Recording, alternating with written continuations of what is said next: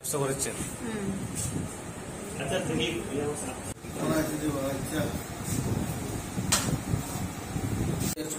আছে দোকান নিয়ে ঠিক আছে ব্যাগে থেকে যায়।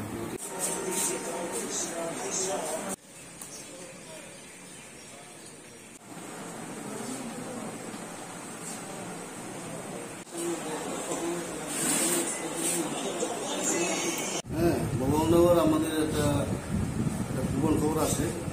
এই গোপন খবরের ভিত্তিতে আমাদের পিএসসি অফিসার এবং আমাদের ডিএসসি গভর্নর সাহেব রেড করলো ভবননগরে। রেড করার পরে নাম হলো রাজনা বেগম নামে মহিলা বাড়িতে এই টোটাল